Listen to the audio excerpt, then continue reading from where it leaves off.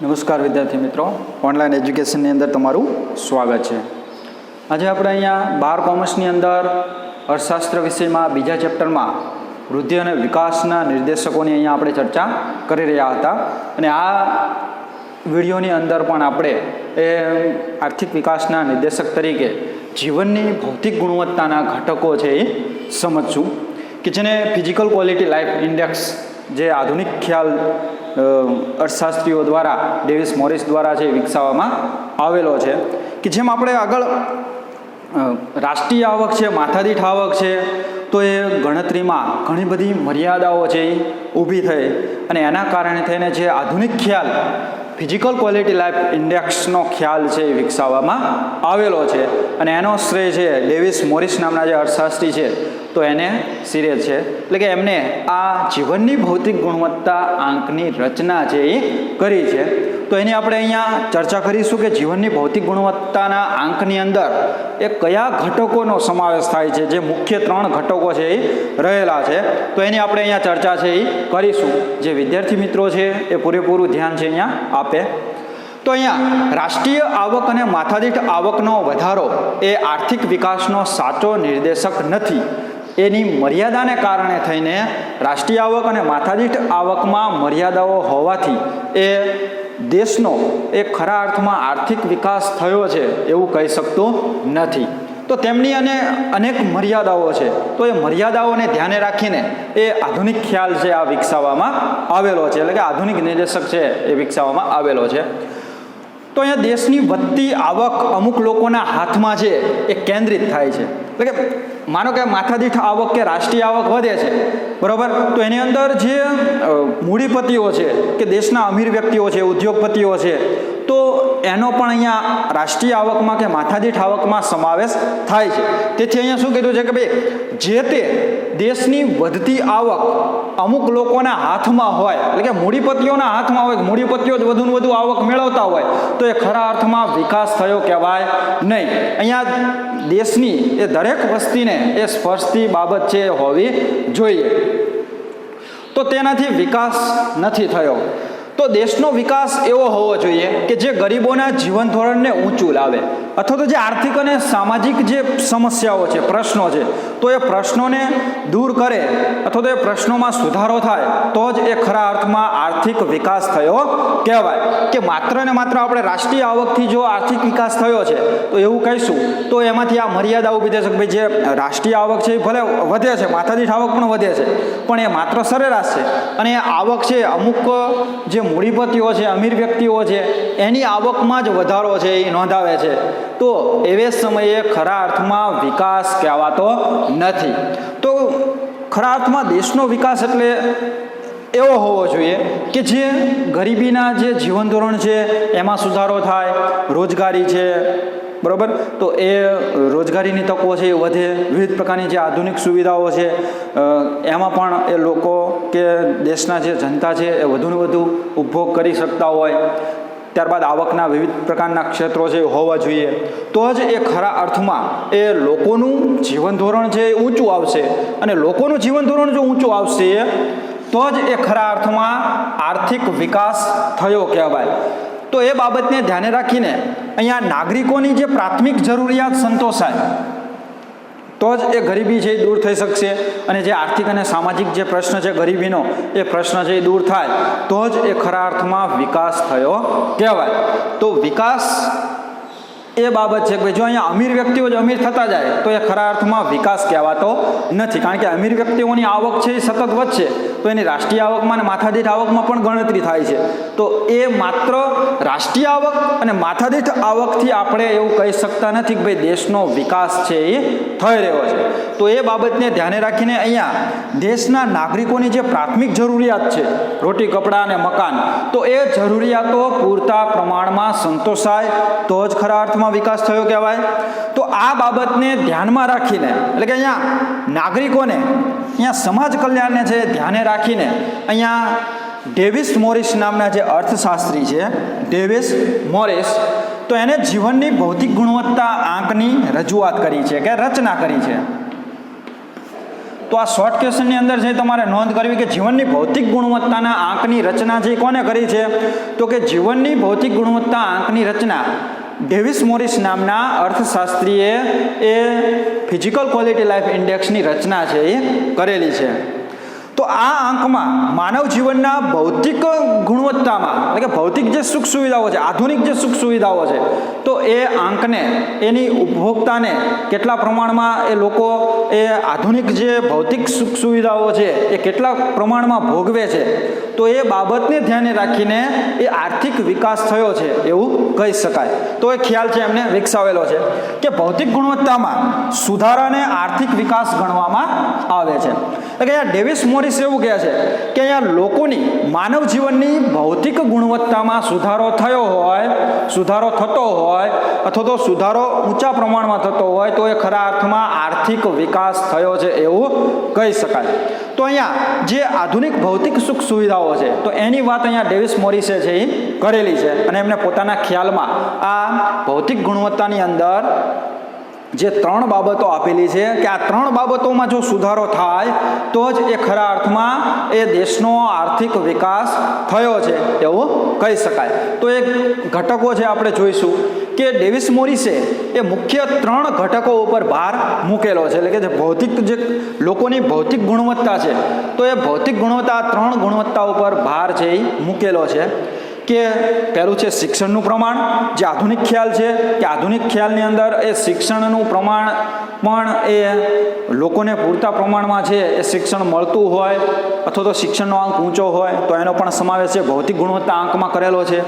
અપેક્ષિત આયુષ્ય છે, આયુષ્ય એટલે કે જે આરોગ્યમય સુવિધાઓ છે, પૌષ્ટિક આહાર છે એ મળે તો અહીંયા આપોઆપ અપેક્ષિત આયુષ્ય છે એ વધવાનું છે, તો એ ખરા અર્થમાં વિકાસ થયો કહેવાય. ત્યારબાદ બાળ મૃત્યુ દરનું પ્રમાણ છે એ ઘટે તો જ એ ખરા અર્થમાં વિકાસ થયો કહેવાય. કારણ કે આરોગ્યમય સુવિધાઓ અને જે માતાઓને એ પૌષ્ટિક આહાર કે જે વિવિધ પ્રકારના પ્રોટીન્સ મિનરલ્સ જે મળતા રહેશે તો એના કારણે એના દ્વારા જે બાળક જન્મે છે માતા દ્વારા તો એ બાળકનું મૃત્યુદર પણ નીચો આવશે. તો એ બાળકનું મૃત્યુદર જો નીચો આવશે તો એ ખરા અર્થમાં વિકાસ થયો કહેવાય. તો ડેવિસ મોરિસે આ 3 બાબતો ઉપર છે એ ભાર મૂકેલો છે કે જે ભૌતિક ગુણવત્તાના આંકમાં આ 3 ઘટકોનો સમાવેશ છે એ ડેવિસ મોરિસે કરેલો છે. તો એ 3 ઘટકોની આપણે અહીંયા વાત કરીશું. તો આ જે પ્રશ્ન છે એ 3 ગુણની અંદર પણ પૂછાઈ શકે છે. તો એવી રીતના તમારે છે એ નોંધ કરવી કે પ્રશ્ન એવો હોય કે ભાઈ જીવનની ભૌતિક ગુણવત્તા માપવાના 3 ઘટકો સમજાવો અથવા તો ડેવિસ મોરિસે આપેલા જીવનની ભૌતિક ગુણવત્તાના જે ઘટકો છે એ સમજાવો. તો એવી રીતના પણ પ્રશ્ન હોઈ શકે કે ભાઈ ડેવિસ મોરિસે આપેલા જીવનની ભૌતિક ગુણવત્તાના આંકના ઘટકો છે એ સમજાવો. તો આ 3 ઘટકો છે આપણે અહીંયા સમજાવી શકીએ અને પૂરેપૂરા ગુણ છે આપણે મેળવી શકીએ. તો ચાલો એ આપણે સમજીએ કે જીવનની ભૌતિક ગુણવત્તાના ડેવિસ મોરિસે 3 ઘટકો એટલે કે 3 ધોરણો છે એ દર્શાવેલા છે. તો એમાં સૌથી પહેલું છે શિક્ષણનું પ્રમાણ કે જે દેશમાં લોકોને વધુને વધુ એ પ્રાથમિક, માધ્યમિક, ઉચ્ચતર માધ્યમિક અને જે વિવિધ પ્રકારના જે કૌશલ્યવર્ધક જે શિક્ષણ જે મેળતું હોય તો શિક્ષણનું પ્રમાણ છે ઊંચું આવશે, શિક્ષણનો આંક ઊંચો આવશે તો એ દેશનો વિકાસ થઈ રહ્યો છે અથવા તો વિકસિત છે એવું અહીંયા કહી શકાય. અથવા તો જો શિક્ષણમાં પછાત પણ હોય એટલે કે શિક્ષણનું જે પ્રમાણ છે એ નીચો આંક દર્શાવતો હોય તો એ વિકાસમાં પાછળ છે અથવા તો પછાત છે એવું કહી શકાય.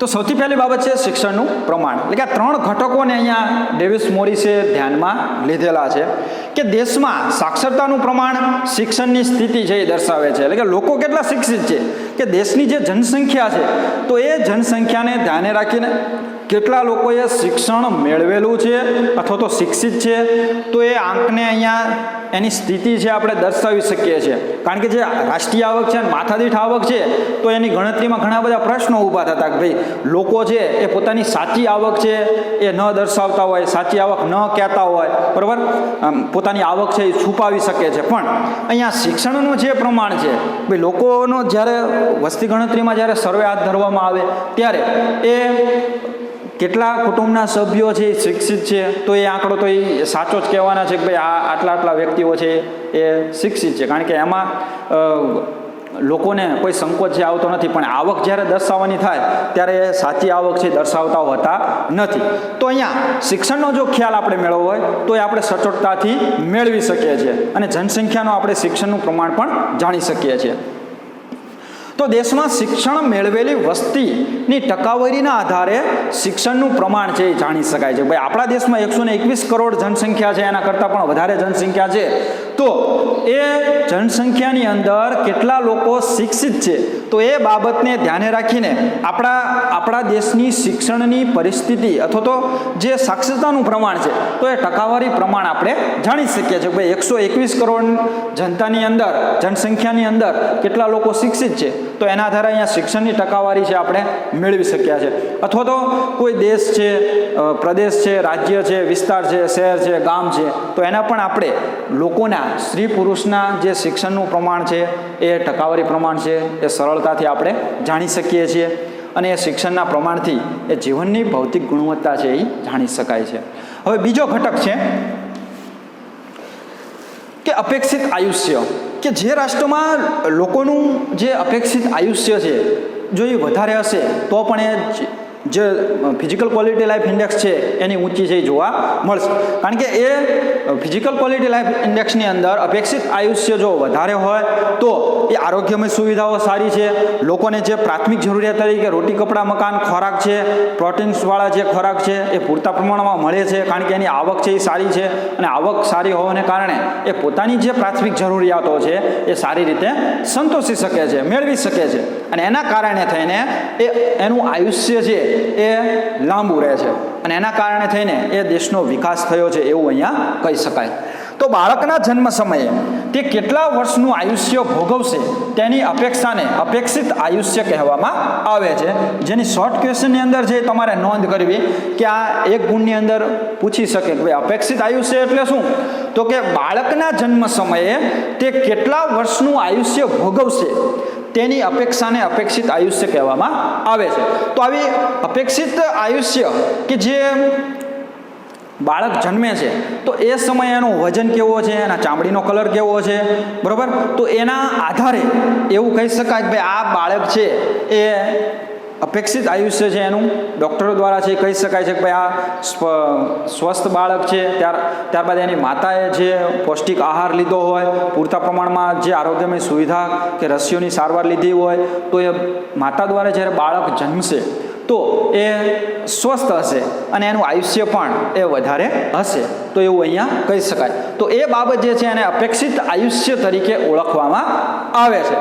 તો અહીંયા શોર્ટ ક્વેશ્ચનમાં છે એક ગુણમાં કે એમસીક્યુની અંદર છે પૂછાઈ શકે આ પ્રશ્ન કે અપેક્ષિત આયુષ્ય એટલે બાળકના જન્મ સમયે તે કેટલા વર્ષનું આયુષ્ય ભોગવશે તેની અપેક્ષાને અપેક્ષિત આયુષ્ય કહેવામાં આવે છે.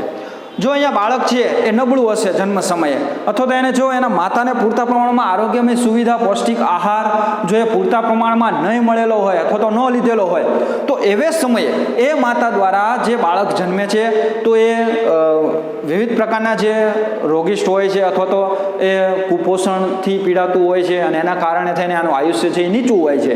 અમુક રાષ્ટ્રો એવા છે કે જ્યાં બાળકોમાં આ પ્રમાણ છે જોવા મળે છે કે ભાઈ અપેક્ષિત આયુષ્ય છે એ નીચું હોય, કારણ કે એના માતાને છે પૂરતા પ્રમાણમાં જે આહાર છે, વિવિધ પ્રકારની આરોગ્યમય સુવિધાઓ છે એ ન મળતી હોય તો એવે સમયે એ રાષ્ટ્ર વિકાસમાં પછાત છે કે પાછળ છે એવું કહી શકાય. પણ જે રાષ્ટ્રમાં અપેક્ષિત આયુષ્યનું પ્રમાણ ઊંચું હશે તો અહીંયા આરોગ્યમય સુવિધાઓ, પૌષ્ટિક આહાર, વિવિધ પ્રકારના જે ખોરાક છે તો એ પૂરતા પ્રમાણમાં મળે છે એવું અહીંયા કહી શકાય.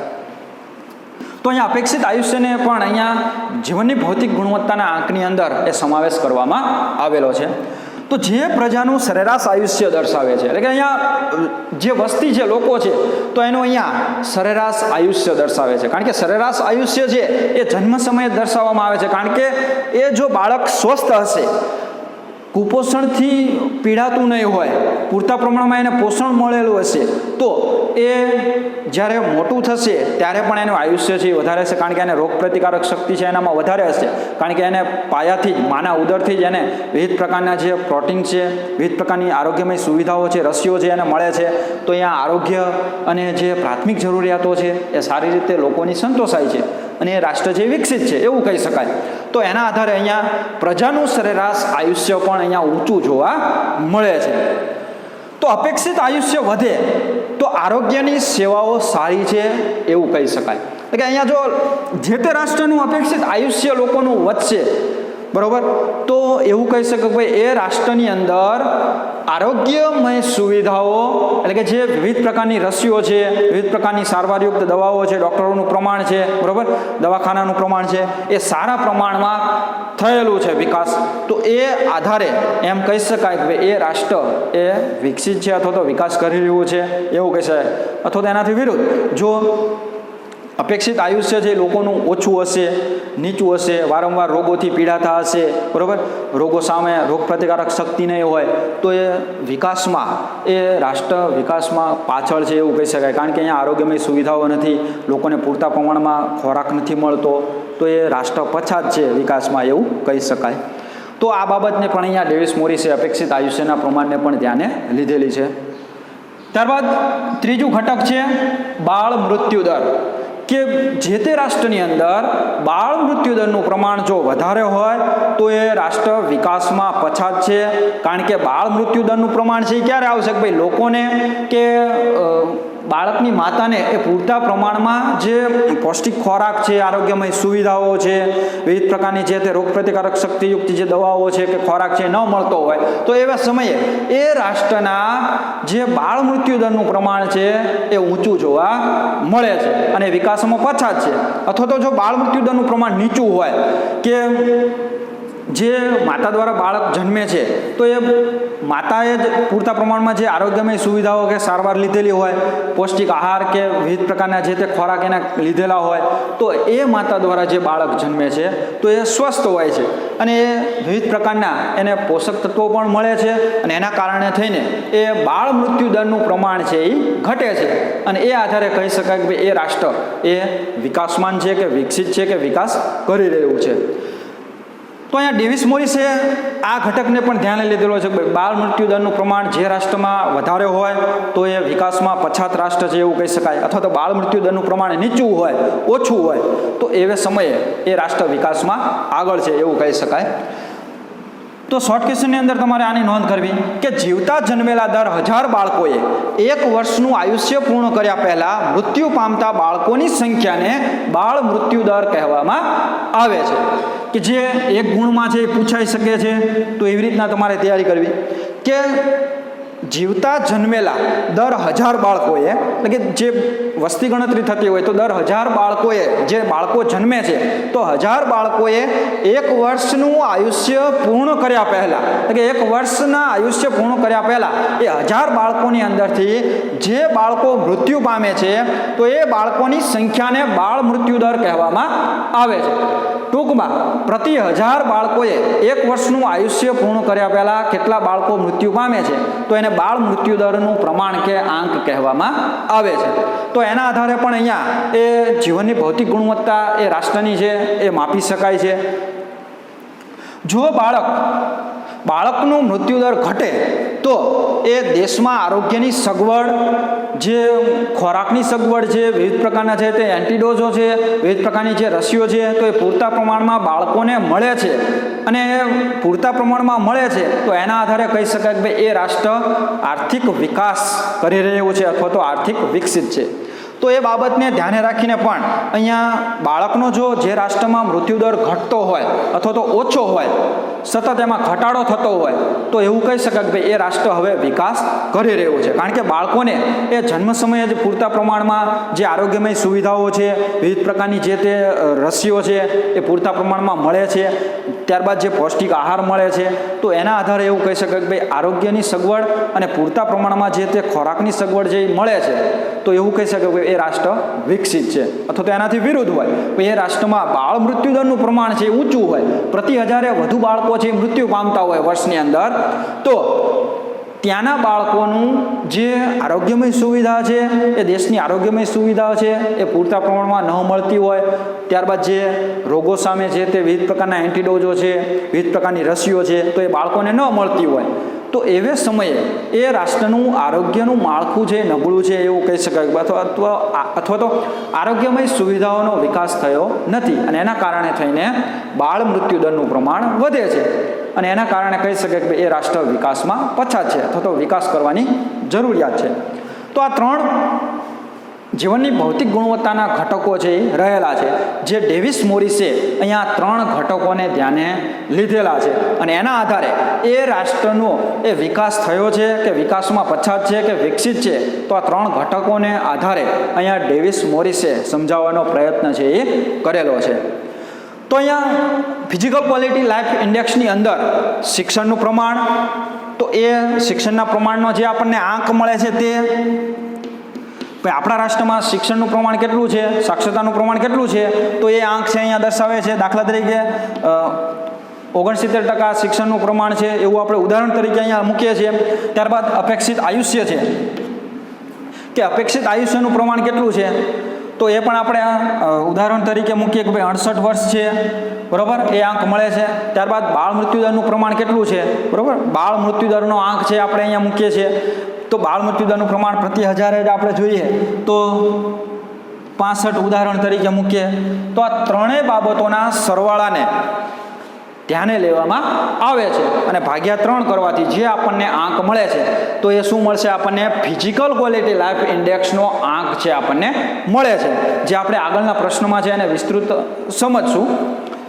તો અહીંયા જીવનની ભૌતિક ગુણવત્તાના ઘટકમાં 3 બાબતો જ કેમ મૂકવામાં આવેલી છે ડેવિસ મોરિસે, કે એવો અહીંયા પ્રશ્ન થાય કે ભાઈ જીવનની ભૌતિક ગુણવત્તા એટલે કે ફિઝિકલ ક્વોલિટી લાઈફ ઇન્ડેક્સની અંદર ડેવિસ મોરિસે આ 3 જ ઘટકો કેમ મૂક્યા, તો એ અહીંયા સમજાવવાનો પ્રયત્ન છે કે ભાઈ આ 3 બાબતો અંગેના વિશ્વાસપાત્ર આંકડાઓ દરેક દેશમાં આપણે મેળવી શકીએ છીએ, બરાબર.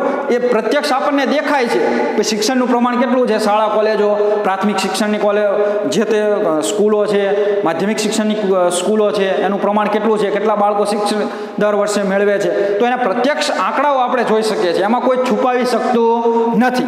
તો એટલા માટે થઈને ડેવિસ મોરિસે આ 3 ઘટકો જ મૂકેલા છે. ત્યારબાદ અપેક્ષિત આયુષ્યનું પ્રમાણ છે, તો એ પણ આપણને પ્રત્યક્ષ એ આંકડાઓ છે, આપણે સાચા આંકડાઓ છે એ મેળવી શકીએ છીએ કે ભાઈ આરોગ્યનું પ્રમાણ કેટલું છે, જનસંખ્યાની દ્રષ્ટિને ધ્યાને રાખીને જે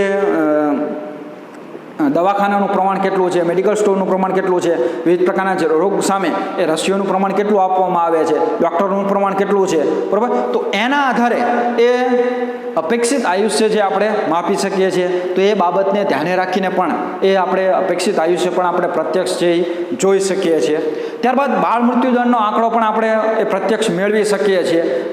બાળ મૃત્યુદરનું પ્રમાણ જો ઊંચું હશે તો આરોગ્યમય સુવિધા નીચી હશે, બરાબર. તો એ પ્રત્યક્ષ આપણે આ આંકડાઓ છે એ વિશ્વાસપાત્ર આંકડાઓ મેળવી શકીએ છીએ, એટલે કે સાચા આંકડા મેળવી શકીએ છીએ. જેમ આપણે રાષ્ટ્રીય આવક અને માથાદીઠ આવકમાં છે એ સાચા આંકડા છે આપણને મળતા નહોતા કે ભાઈ આવકનું પ્રમાણ છે એ લોકો કે જે મૂડીપતિઓ છે એ છુપાવતા હોય, બરાબર, ટેક્સ કરવેરાથી બચવા માટે થઈને, તો એવે સમયે આપણને સાચી રાષ્ટ્રીય આવક છે એ પ્રાપ્ત થતી ન હતી અને મર્યાદા ઊભી થતી હતી. પણ અહીંયા જીવનની ભૌતિક ગુણવત્તાની અંદર શિક્ષણનું પ્રમાણ છે એ પ્રત્યક્ષ આપણે એના આંકડા છે મેળવી શકીએ છીએ, એમાં કોઈ મર્યાદા નથી. અપેક્ષિત આયુષ્ય છે તો એ પણ આરોગ્યમય સુવિધાઓ, પૌષ્ટિક આહાર, તો એ પ્રત્યક્ષ આપણે જોઈ શકીએ છીએ. અને બાળ મૃત્યુદરનું પ્રમાણ પણ એ આપણે વિશ્વાસપાત્ર છે આંકડાઓ એ દરેક દેશમાંથી આપણે મેળવી શકીએ છીએ. તો એ બાબતને ધ્યાને રાખીને અહીંયા એ આર્થિક વિકાસના નિર્દેશક તરીકે એ જીવનની ભૌતિક ગુણવત્તાના ઘટકો છે એ ધ્યાને લીધેલા છે. બીજું છે કે આ 3 નિર્દેશકો પ્રયત્નો નહીં પરંતુ પરિણામ દર્શાવે છે કે આર્થિક વિકાસ કેટલો થયો છે. તો આ 3 પ્રયત્નો નથી પણ પરિણામ દર્શાવે છે. જો શિક્ષણનું પ્રમાણ ઊંચું હશે તો અહીંયા આર્થિક વિકાસ થયો છે, ડાયરેક્ટ આપણને સીધું જ પરિણામ છે એ દેખાય છે. જો અપેક્ષિત આયુષ્ય લોકોનું વધારે હશે તો પણ અહીંયા આરોગ્યમય સુવિધા છે, ખોરાકનું પ્રમાણ છે, બરાબર, તો એ પૂરતા પ્રમાણમાં મળે છે, એવા પ્રત્યક્ષ આંકડા પરિણામ આપણે જોઈ શકીએ છીએ. ત્યારબાદ જે બાળ મૃત્યુદરનું પ્રમાણ છે તો એ પણ આપણે પ્રત્યક્ષ છે અહીંયા જોઈ શકીએ છીએ. ભાઈ જે તે આરોગ્યમય સુવિધાઓ છે, વિવિધ પ્રકારની રસીઓ છે, તો એ પૂરતા પ્રમાણમાં જો બાળકોને મળતી હશે તો એ આયુષ્ય કે બાળ મૃત્યુ દરનું પ્રમાણ છે, બાળ મૃત્યુ દરનું પ્રમાણ નીચું જોવા મળશે અને આયુષ્ય ઊંચું જોવા મળશે, બરાબર. તો એ પ્રયત્ન નથી પણ પરિણામ છે કે આ ત્રણેય ઘટકો પરિણામ દર્શાવે છે, બરાબર. તો એના આધારે પણ કહી શકીએ કે આર્થિક વિકાસ થયો છે કે નથી થયો. ત્રીજું છે કે આ ત્રણેય બાબતો વસ્તુલક્ષી હોવાથી કામગીરીની તુલના માટે વ્યાજબી ધોરણ છે. એટલે કે દેશની કામગીરી કેટલી થઈ છે, જે તે દેશ કે જે તે રાષ્ટ્ર કે પ્રદેશ કે વિસ્તારની કામગીરી અહીંયા આ ત્રણેય ઘટકો છે એ દર્શાવે છે. જે તે રાષ્ટ્રની કે રાજ્યની આપણે એ તુલના કરવી હોય તો એની કામગીરી આપણે ત્રણેય કામગીરી છે જોઈ શકીએ કે ભાઈ મહારાષ્ટ્રમાં અને ગુજરાતમાં શિક્ષણનું પ્રમાણ કેટલું છે, અપેક્ષિત આયુષ્યનું પ્રમાણ કેટલું છે, બાળ મૃત્યુદરનું પ્રમાણ કેટલું છે, તો બંનેની આપણે અહીંયા તુલના છે એ કરી શકીએ છીએ પ્રત્યક્ષ. ત્યારબાદ બે દેશો વચ્ચે, બે રાષ્ટ્રો વચ્ચે પણ તુલના કરી શકીએ છીએ. ભાઈ ભારતનું શિક્ષણનો આંક કેટલો છે, અમેરિકાનું શિક્ષણનો આંક કેટલો છે, ભારતનું અપેક્ષિત આયુષ્ય કેટલું છે અને અમેરિકાનું અપેક્ષિત આયુષ્ય કેટલું છે, તો બંનેની અહીંયા તુલના છે એ કરી શકીએ છીએ. તો એ સરળતાથી આપણે એ તુલના માટે વ્યાજબી ધોરણ છે આ ત્રણેય રહેલા છે. તો એ બાબતને ધ્યાને રાખીને અહીંયા જીવનની ભૌતિક ગુણવત્તાની અંદર આ ત્રણ ઘટકોનો સમાવેશ છે એ કરવામાં આવેલો છે. તો વિદ્યાર્થી મિત્રો, આજે અહીંયા પ્રશ્નના જવાબનો અહીંયા અભ્યાસ આપણે કર્યો છે, સમજ્યા છીએ. તો એ તમારે એ 3 ગુણની અંદર કે 5 ગુણની અંદર છે એ પૂછાઈ શકે છે, અથવા તો અમુક પોઈન્ટ એવા છે જે મેં અહીંયા શોર્ટ ક્વેશ્ચનમાં નોંધ કરવા માટે પણ તમને સૂચન કરેલું છે કે જે 1 ગુણની અંદર કે MCQમાં જે પૂછાઈ શકે છે. તો એવી રીતના તમારે તૈયારી કરવી કે જેથી કરીને તમારે MCQ કે 1 ગુણના પ્રશ્નો છે એ વાંચવા જ ન પડે. આ પ્રશ્નને વ્યવસ્થિત તમે, મોટા પ્રશ્નો જો વ્યવસ્થિત તમે સમજશો તો તમારે 1 ગુણ કે MCQ છે તો એ આપોઆપ છે તૈયાર થઈ જશે. અથવા તો 2 ગુણના પ્રશ્ન છે તો 2 ગુણમાં છે એવું રીતના મૂકે કે ભાઈ શિક્ષણનું પ્રમાણ છે એ જણાવો, બરાબર. જીવનની ભૌતિક ગુણવત્તાની અંદર અપેક્ષિત આયુષ્ય સમજાવો, 2 ગુણમાં મૂકે તો આ તમે આટલું છે એ લખી શકો, બરાબર, 2 ગુણ મેળવી શકો. તો એવી રીતના તમારે એ મોટા પ્રશ્નોની તૈયારી છે એવી રીતના કરવી કે જેથી કરીને તમારે જે 2 ગુણના છે, 1 ગુણના છે, MCQ છે એ આપોઆપ તૈયાર છે એ થઈ જાય. તો આવી રીતના વિદ્યાર્થી મિત્રો, આ પ્રશ્નનો જે આપણે અહીંયા અભ્યાસ કર્યો છે એ તમારે ફેરબુકની અંદર ઘરે બેઠા લખવાનો છે અને એની ઘરે બેઠા તમારે તૈયારી કરવાની છે. અસ્તુ.